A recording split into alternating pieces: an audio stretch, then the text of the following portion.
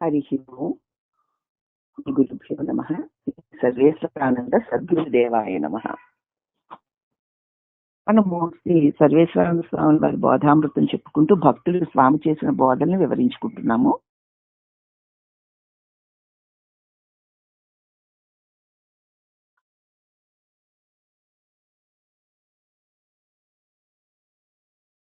నేను అంటూ ప్రత్యేక వ్యక్తిత్వము పోయి పూర్ణత్వ దృష్టిని పొందిన వారినే మనము ఋషులని, అవతార పురుషులని అంటూ వారిని ఆరాధిస్తున్నాము. మనం ఎవరైతే నేను అన్న ప్రత్యేక వ్యక్తి భావన పోయి తానే అంతా అయిన పూర్ణ దృష్టిని పొందిన వారినే మనము ఋషులని, అవతార పురుషులని వారిని ఆరాధిస్తున్నాం. ఏ మానవుని ఆత్మ విశాల విశ్వజనని ఆత్మగా అనుభూతిని పొందుతుందో ఆ ఆత్మయే ముక్తాత్మ. ఇప్పుడు మన ఆత్మ అంటే మన నేను ఎలా ఉంది? నేను దేహమును అన్న పరిధిలో ఉందమ్మా. అయితే నేను అంటే ఒక దేహములకు మాత్రమే పరిమితమైన వాడును కాను. నేను అంటే అనంతమైన విశ్వం అంటే విశ్వజనని యొక్క ఆత్మే. నేను అన్న అనుభూతిని ఎవరు పొందుతారో ఆ ఆత్మయే ముక్తాత్మ అని మనం గుర్తించాలి. అంతా నేనే అయితే అది ముక్తే. ఈ ఒక్క దేహమే నేను అయితే అది బంధమే. కాబట్టి మన ఋషులందరూ కూడా నేనన్న ప్రత్యేక వ్యక్తి భావన, నేను దేహమునన్నటువంటి భ్రమని వదిలి నేనంటే అఖండమైన ప్రకాశమునే అని ఏ మానవుడైతే విశాల విశ్వమంతా తానేనన్న ఆత్మ అనుభూతిని పొందుతాడో ఆ ఆత్మనే ముక్తాత్మ అని గుర్తించాలి. ముక్తి అంటే విడుదల అన్నమాట. దేహము నేనన్న ఈ అజ్ఞాన భావం నుంచి విడుదల. విడుదల అంటే దేని నుంచి? దేహేంద్రియ ప్రాణ మనస్సుల నుంచి. నేను అన్న భావన వేరే సర్వ పరిపూర్ణ అఖండ సంవిద్రూప విశ్వాత్మనే నేను. ఈ పరిమితమైన క్షణభంగురము వంటి ఈ దేహేంద్రియ ప్రాణ మనస్సులు మాత్రమే నేను కాదు. నేనంటే సర్వ పరిపూర్ణమైన అఖండ సంవిద్రూప విశ్వాత్మనే నేను అని భావ ఐక్యత పొందాలి. విశ్వమంతా ఎక్కడ నేను నేను నేను అని అంటున్నా ఆ నేననేటువంటి ఆ ప్రకాశమే అంతటా వెలుగుతున్నది. ఆ అంతటా వెలుగుతున్న ఆ ప్రకాశమునే నేను అన్న భావంతో ఐక్యం పొంది ఉండాలి. ఇప్పుడు మనము నేను దేహమును, నేను వాణిని, నేను రాధని అన్న భావంతో ఐక్యం పొందాం కదా. అలాగే నేనంటే ఈ పరిమితమైన దేహం కాదు. ప్రతి దేహములోనూ నేననేటువంటి ఆ ప్రకాశమే నేను అనంతమైన విశ్వాత్మను అన్న భావనతో ఐక్యత పెట్టుకోవాలి. అనగా ఈ చిన్న పరిధి నుంచి విడిపడి విశ్వ పరిధిలో ఏకమైపోవాలి. ఒక జైలునందున్నాడు ఒకడు, నేను బందీని అని అంటాడు. ఎందుకంటే వానికి స్వేచ్ఛ పరిమితమై ఉంది గనక, వాని స్వతంత్రత దూరమై ఉంది గనక వాడు ఆ జైలంతో ఆ గది గోడలు నలుగురు ఉంటారు, బయటకు వదిలితే ఆ గోడల లోపలే తిరుగుతాడు తప్ప బయటికి రావడానికి లేదు కదా. లేదు. అంచేత వాడి స్వేచ్ఛ పరిమితంగా ఉంది, వాడి స్వతంత్రత కూడా దూరమై ఉంది. ఎక్కడ కావాలంటే అక్కడికి అలాగా స్వేచ్ఛలాగా తిరగడానికి లేదు వాడికి. వేరొకడున్నాడు, అతడు ప్రపంచంలో ఉన్నాడు. వాడి పరిధి విశాలమై ఉంది. ఎక్కడికి కావాలన్నా ఎప్పుడు కావాలన్నా అతడు స్వేచ్ఛగా తిరగగలుగుతాడు. అన్ని ఖండముల యందు సంచరిస్తాడు. మొత్తం ప్రపంచం అంతా కూడా తిరగగలుగుతాడు. స్వేచ్ఛ స్వాతంత్ర్యాలు పొంది ఉంటాడు. ఎక్కడ కావాలంటే అక్కడికి వెళ్ళే స్వేచ్ఛ ప్రతి ఒక్కరికి ఉంది కదా. ఉంది. కాబట్టి వాళ్ళు ఎక్కడికి కావాలంటే అక్కడికి వెళుతూ ఉంటారు. ఎందుకంటే వాడు ఖైదీలాగా జైల్లో పడి లేడు గనక వాడికి స్వేచ్ఛ ఉంది ఎక్కడికైనా తిరగడానికి. అవునా? అలాగే మనం ఈ స్వేచ్ఛను పొందుతాడు. అలాగే ఇదిగో దేహాభిమానము అన్న బుద్ధి చేత అదే నేను అని తలపోసి దీని యందే పరిమితుడై బద్ధుడై ఉన్నాడు జీవుడు. అంటే ఎంతసేపు నేను నాది నేను నాది నేను నాది, నా వాళ్ళు, నా ఇష్టం, నా మనసు, నా కష్టం, నా రోగం, నా గొప్ప, ఇంతే. ఎంతసేపు ఈ నేను కేసు కట్టేసుకుని నా నా నా నా నా నా నా అంటూ దానిలో తిరగాలి. ఏది చేసినా నాకు సంబంధించిందే, ఏది విన్నా నాకు తెలిసిందే, ఏదైనా నాకు తెలియాలి, నేను తెలుసుకోవాలి, నాకు తెలిసిందే, నా కష్టం, నా సుఖం అనుకుంటూ నేను పరిమితమైన దేహం అనుకుంటూ నేను నాదితో బంధింపబడి ఉంటాడు. వాళ్ళందరూ అంతే కదా. కాబట్టి దేహాభిమాన బుద్ధి చేత ఇదే తానని తలపోసి దీని అందే పరిమితుడే బద్ధుడై ఉన్నాడు ఈ నేను అనేటువంటి జీవుడు. కానీ అతడు అనంతమైనటువంటి చైతన్యమే. కానీ పరిమితమైన దేహము నేను అనుకున్న భావన చేత తను తానే దేహం అనే జైల్లో పెట్టుకుని నాది నాది నాది అని కూడగట్టుకుని ఈ బంధంలో పడి ఉన్నాడు.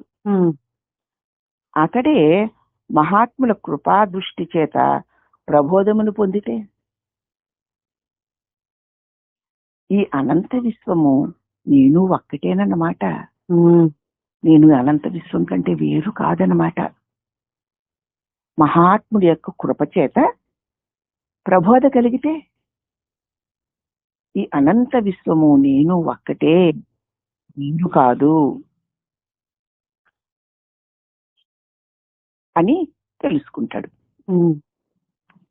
ఎటుల అల వేరుగా సముద్రమందు చూపబడుతున్నను సముద్రముల కన్నా భిన్నముగా లేక సముద్రముతో ఏకత్వమును పొందే ఉన్నది అనేది అనుభవం అనుకుందా లేదా?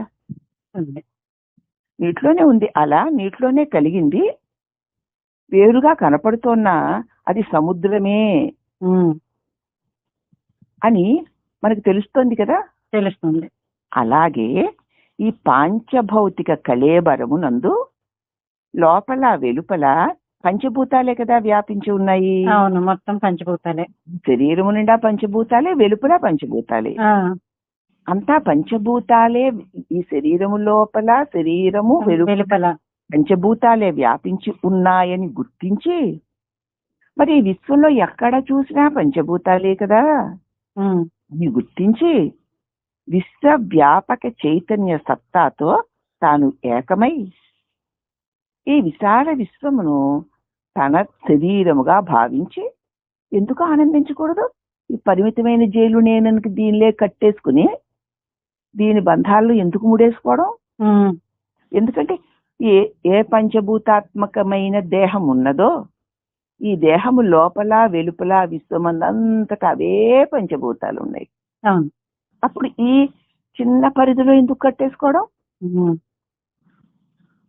మరి ఆ విశ్వవ్యాపక చైతన్య సత్తాతో అంతా పంచభూతాలే అయినప్పుడు దాని నిండా ఉన్నటువంటి ఆ చైతన్యంతో విశ్వాత్మతో తాను ఎందుకు ఏకమై విశాలత్వమును, ఆ విశాలమైన విశ్వమే నేను అని భావించి ఎందుకు ఆనందించకూడదు? ఈ చిన్న నేను అనుకుని బంధించుకుని ఎందుకు దుఃఖపడతావు? ఈ చిన్న మేనే పంచభూతాల ముద్ద, ఈ విశ్వం అంతా కూడా పంచభూతాలే. ఈ చిన్న నేనుతో ఎందుకు కుదించుకుపోతావు? అంతా పంచభూతాలే కదా. అంతే వ్యాపించి భూమి అంతటా వ్యాపించి ఉంది. ఈ శరీరంలో ఉన్న భూమి కూడా అంతటా వ్యాపించి ఉంది. దీనిలో నీరు అంతటా వ్యాపించి ఉంది, దీనిలో ఉన్న నీరు కూడా అంతటా ఉంది. నిప్పు అంతటా వ్యాపించి ఉంది, దీనిలో ఉన్న నిప్పు కూడా అంతటా వ్యాపించి ఉంది. గాలి అంతటా వ్యాపించి ఉంది, శరీరంలో ఉన్న గాలి కూడా అంతటా వ్యాపించి ఉంది. అవునా? ఆకాశం అంతటా వ్యాపించి ఉంది, ఈ శరీరంలో ఉన్న ఆకాశం కూడా అంతటా వ్యాపించే ఉంది కదా. పైగా ఆకాశాన్ని, గాలిని, నిప్పుని, నీరుని తెలుసుకునేటువంటి నా తెలివి కూడా అన్నిటినీ తెలుసుకుంటూ వ్యాపించే ఉంది కదా. మరి ఈ చిన్న ఈ మాంసపు ముద్దలో బంధించుకొని ఉక్కిరి బిక్కిరయ్యి దీనికి ఊడిగాలి చేస్తూ నీకు లేని జన్మ మృత్యువులు నాకున్నాయనుకుని భ్రమించి దుఃఖపడతావు ఎందుకయ్యా?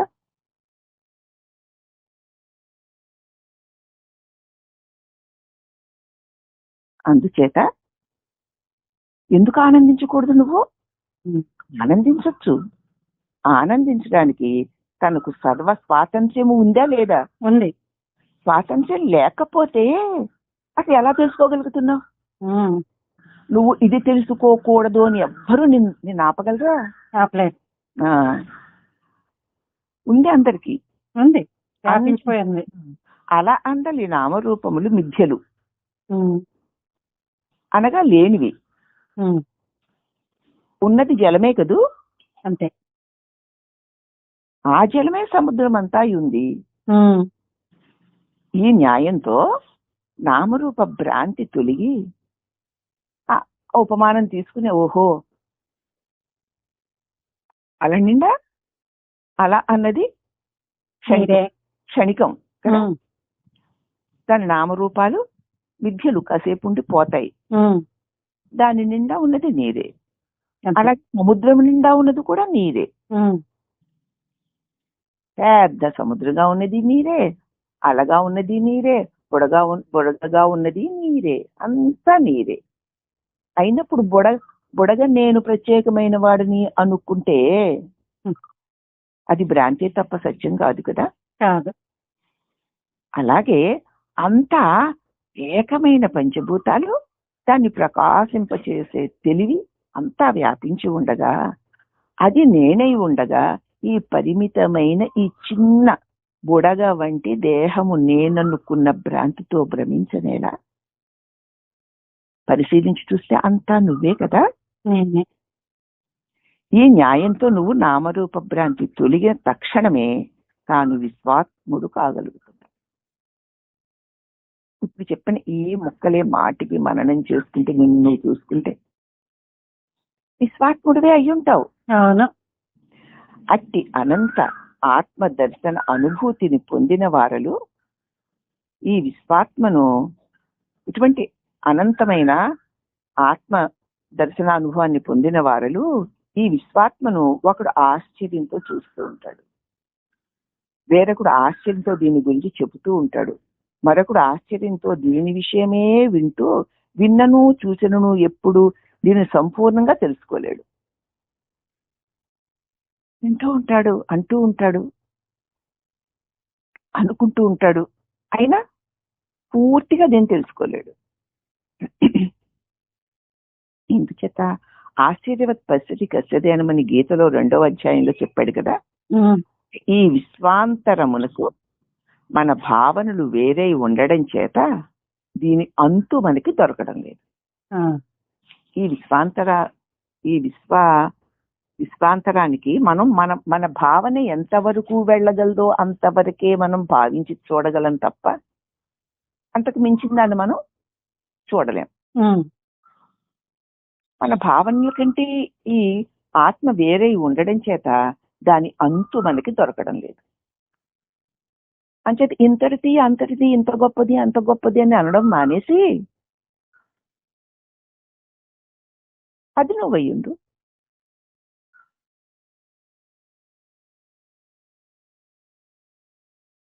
ఇంటిలోని విషయము ఇంటి వెలుపల ఉండి తెలియలేనట్లు నువ్వు ఇంట్లో ఉన్నావు, ఇంట్లో ఏవో విషయాలు జరుగుతున్నాయి, నువ్వు బయట ఎక్కడో ఉన్నావు, నీకు ఇంట్లో ఏం జరుగుతున్నాయో తెలియదు కదా.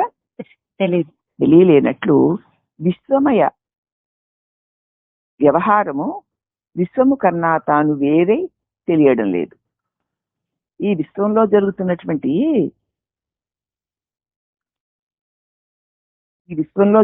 వ్యవహారాలన్నీ కూడా విశ్వము కన్నా తాను వేరు అని అనుకోవడం చేత మనకు తెలియడం లేదు. మన అల్ప ఇంద్రియాలకి ఈ అనంత విశ్వమును పరిపూర్ణముగా పొందే శక్తి లేదు కదా. లేదు. కంటి దృష్టి ఎంతవరకు వెళ్ళగలదో అంతవరకే నువ్వు చూస్తావు. అంతే.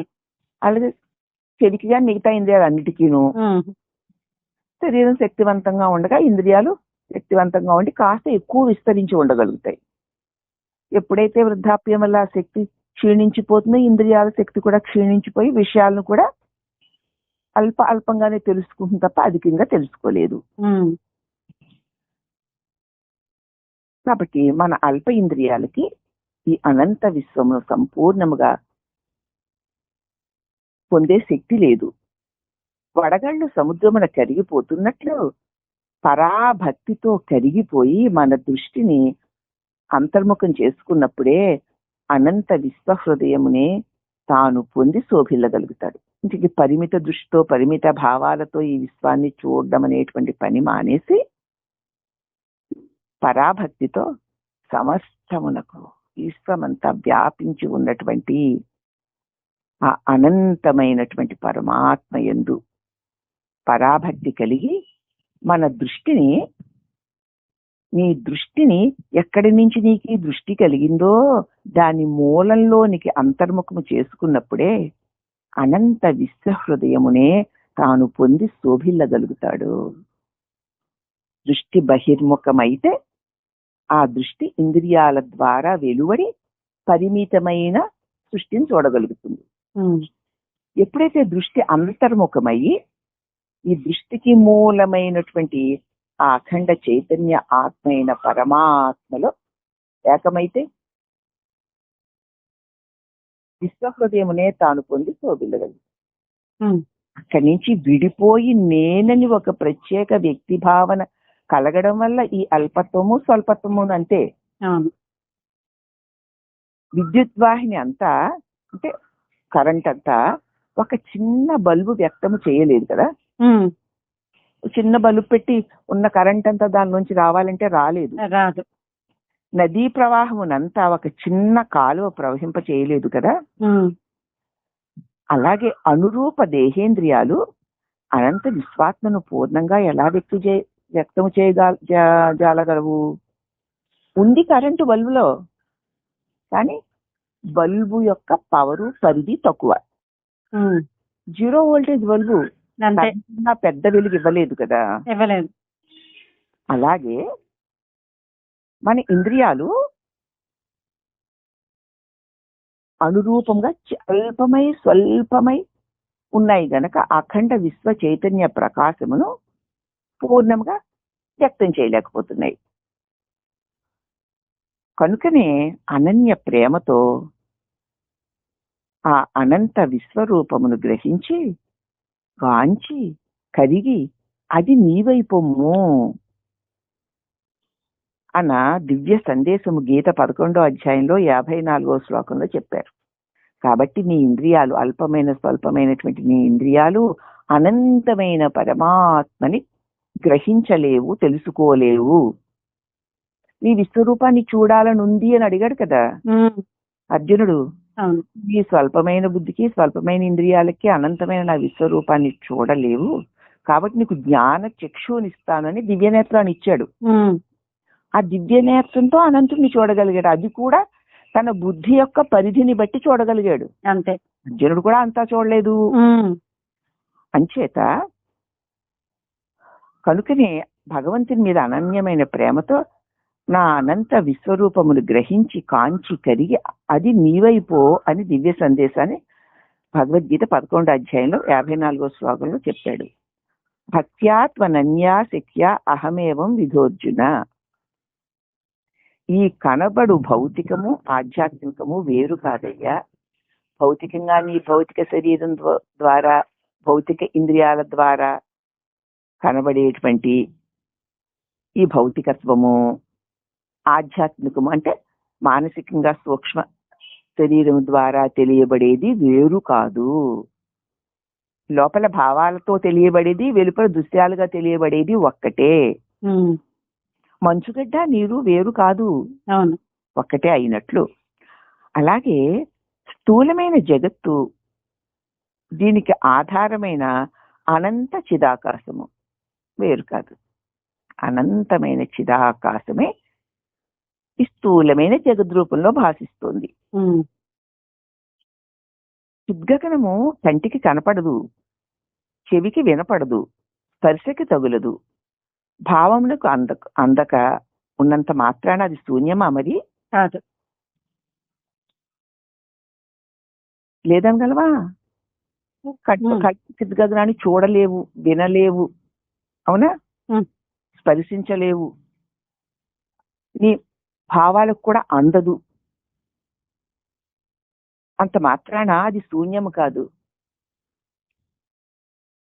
సర్వ విశ్వగోళములు పుట్టి తిరిగి లయించుచుండగా అది దానిలో నుంచే కదా సర్వ విశ్వాలు, దానిలోనే పుట్టి దానిలోనే పెరిగి దానిలో లయించిపోతుండగా అది శూన్యం ఎలా అవుతుంది? అవదు. కనుక అది పూర్ణము అఖండమును. అందుకే పూర్ణమద పూర్ణమిదం అన్నది పరమసత్యమే, అంత పూర్ణమయ్యే ఉంది. దానిలోనే అన్ని అలా కలుగుతున్నాయి, అలా కాసేపు ఉంటున్నాయి, తొలగిపోతున్నాయి. అన్నిటినీ తనలోనే కలిగి అన్నిటినీ తానే ప్రకాశింపచేస్తూ ఉంచి అన్నిటిని తనలోనే లీలము చేసుకునేటువంటి అఖండ చైతన్యాత్మయే పరమాత్మ. అదే నువ్వు కూడా. దాన్ని విడిచి నువ్వు లేవు గనక. అందుకే కదా కంటికి కనపడదు, చెవికి వినపడదు, స్పర్శకి తగలదు, భావానికి అందదు. అందుకే సీతమ్మ వారు ఆంజనేయ స్వామికి పరమాత్మను గురించి రాముడంటే ఎట్టివాడు అన్న సంగతిని బోధిస్తూ పల్లుకుల కందక భావమునంటక భాసిల్లు బ్రహ్మము తానగుచున్ పల్మరు పల్లుకక పలికినచో అదినే పలికి తినని తలువక ఏ తలంపులు లేక నిర్మల సౌఖ్య సుఖము ఆనందించుట్ల నిశ్చలమగు మౌనమో సమీర నందన మానక దీనిని భజింపదగున్ అని జ్ఞాన వరాన్ని ఇచ్చింది తల్లి. అదేమి మాటలకి అందదు, భావాలకి అంటుకోదు. అట్టిదానని నువ్వు నేను నేను అది ఇదని పలుసార్లు పలకకుక. ఒకవేళ అలా ఎప్పుడైనా నేనని పలకవలసి వస్తే అది నేను పలికానని అనుకోకు. ఏ తలంపులు లేకుండా నిర్మలంగా ఆ నిశ్చలంగా ఉన్న అట్టి దివ్య సమాధి సుఖాన్ని అనుభవించు. అదే పరమాత్మ అనుభవం అని సీతమ్మ తల్లి చెప్పింది రాముడు ఆంజనేయ స్వామి వారికి. అది ఇక్కడ స్వామివారు ఏమని చెప్తున్నారంటే ఆ చిద్గగనము, ఆ చిదానంద స్వరూపము, ఆ పరమాత్మ కంటికి కనపడదు, చెవికి వినపడదు, స్పర్శకి తగలదు, భావానికి కూడా అందదు సుమా అని. అది శూన్యము కాదు. సర్వ విశ్వగోళాలు దానిలోనే పుట్టి దానిలోనే పెరిగి దానిలోనే లయించిపోతుంటే తను ఏమీ లేదు శూన్యం అంటావేమిటి? శూన్యం కాదు, అది పరిపూర్ణమైంది. అంతా తానే తానే అంతా అయి తనలోనే సమస్త భువనాలు కలుగుతూ తనలోనే నిలుస్తూ తనలోనే కలిసిపోతున్న అఖండమైన అనంతమైన చైతన్య చిదైక రసస్వరూపము. కాబట్టి పూర్ణమద పూర్ణమిదం అన్నది పరమసత్యమే సుమా. అనంత నిరాకార చిదాకాశ శక్తి సాగరంలోని అలలే, అనంతమైన నిరాకారమైన ఆ చిదాకాశ శక్తి సాగరంలోని అలలే ప్రతి ప్రాణిలోనూ నేను నేను నేను అన్న చైతన్యం. ప్రతి ప్రాణి నేను నేను అనగలుగుతోందంటే ఆ అనంతమైన చిదాకాశ శక్తి సాగరంలోని అలల వంటి వారే. ఈ నేను మూలం అదే. అద్వయ చిద్గగన విశ్వగర్భ స్వరూప దైవమే. అదే తన్మయం. చిన్మయమే తన్మయం. ఇదే ప్రతి వారిలోనూ లోపల వెలుపల ఉన్న హృదయాకాశం, ఆ చిదాకాశమే. అదే బుద్ధుడు నిర్వచించినటువంటి మహానిర్వాణం అంటే, అదే వేదాలు చెప్పిన సచ్చితానందం అంటే, అదే భౌతిక విజ్ఞాన విశ్వశక్తి సాగరం అంటే అదే. ఇదే గాడ్ అండి. అల్లా అన్నా, శివన్నా, శక్తన్నా, దుర్గన్నా, రాముడన్నా, కృష్ణుడన్నా, ఏదన్నా అదే నువ్వు. అనడానికి నువ్వు ఉండాలి కదా. అనగలిగే శక్తి ఏదో అదే నువ్వు. నేను, వాడు, వీడు, అది, ఇది అని అంటున్న సర్వము సదయమాత్మ సదేవ సోమే దమగ్ర ఆసీత్. ఏకమేవా ద్వితీయం బ్రహ్మ, సర్వం కల్విదం బ్రహ్మ, సోయమాత్మ తత్వమసి అంటూ అనేక రీతిలో ఉపనిషత్తులు దీనినే తెలియజేస్తున్నాయి మనకి. ఏది ఏకమై ఉందంటే అనేకమై తోచుతున్నదంతా ఏకమైన ఆ చిస్వరూపములోనే అంతా తానే అయి తనయందే సమస్తము కలిగి తనయందే నిలిచి తనలోనే లీనమైపోతున్నాయి. అదే ఆ చిన్మయ స్వరూపము.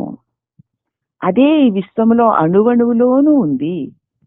అదే నీలోనూ నిండి ఉంది గనక అదే నువ్వు అని వేదాలు ఉపనిషత్తులు మహావాక్యాలు ఘోషిస్తున్నాయి. అర్థమైందా? ఇట్టి పరమ అద్భుత అఖండ చైతన్య సాగరంలో ఏకమై విశ్వాత్ములమై ఆ ఆనంద అనుభూతిని అనుభవించు భాగ్యము ఆ జగన్మాత మన గురుదేవులు మనకు అనుగ్రహింతురుగాక. ఏతత్ అమృతధార దివ్య వాహినియై మీ హృదయాల నుంచి నిరంతరము ప్రవహించి మీ తను మన ప్రాణ ఇంద్రియములు అనంత సుఖసాగరములో వాలలాడుగాక అని అపార కరుణామూర్తులైనటువంటి గురుదేవులు తన దివ్య విశ్వవ్యాపక చైతన్య అనుభవాన్ని తనలో నుంచి ప్రవహింపచేసి మనందరికీ అందింపచేస్తున్నారు. ఇప్పుడు చెప్పినటువంటి ఈ చిన్నటువంటి ప్రసంగాన్ని మళ్ళీ మళ్ళీ మననం చేసుకుని ఉన్నది ఏకైక చిదాకాశమే. దానిలోనే సమస్తము కలుగుతుంది. ఆ సమస్తంలో నేను ఉన్నాను కదా. ఆ సమస్తములో ఉన్న నేను ఆ చిదాకాశము ఒక్కటే ఉన్నదే అఖండ చిదైకరస బ్రహ్మానంద స్వరూపము. స్వల్పము అల్పము క్షళికము అయిన ఈ దేహములన్నీ కలిగి తొలిగేవే.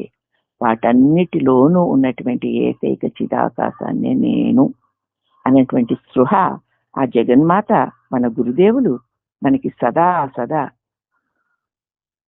ఈ జ్ఞాన బోధ అమృతధారలాగా మన అందరి హృదయాలలోనూ నిరంతరము ప్రవహించి మన మనసు ప్రాణము బుద్ధి ఇంద్రియాలు సుఖసాగరములో వాలలాడుగాక, నిత్య సుఖము ప్రాప్తించుగాక అని మన పరమ గురువులు మనల్ని దీవిస్తున్నారమ్మా. ఇంత గొప్ప దీవెనను అందుకున్నాం కాబట్టి ఆయన చెప్పిన ప్రబోధను మళ్ళీ మళ్ళీ నేనంటూ ప్రత్యేకంగా లేదు. ఉన్నదే అఖండ చిత్ స్వరూపమైన చిదాకాశము. చిదాకాశమున్న కన్నా వేరుగయే ముందన్నా, ఏదో ఉందనుకున్నా ఎంచి చూడాది సున్నా. చిదాకాశమున్న కన్నా వేరుగయే ముందన్నా. హరి ఓం. అఖండ చిస్వరూపులైన సద్గురుదేవులకు వందనములు. హరి ఓం నమః. ఎంత బాగుందమ్మా ఆనందం. ఇంత నీలో నీకు స్వయంగా రెండవ వస్తువే అక్కర్లేకుండా కలగచేస్తున్నాడే గురుదేవుడు. ఇక రెండో దాంతో పనే ఉంది. అలాగ ఏ పని లేకుండా నీతో నువ్వు రమించడం నేర్పిస్తున్నాడమ్మా గురుదేవుడు. మనమందరం ధన్యులు అమ్మా. హరి ఓం నమః.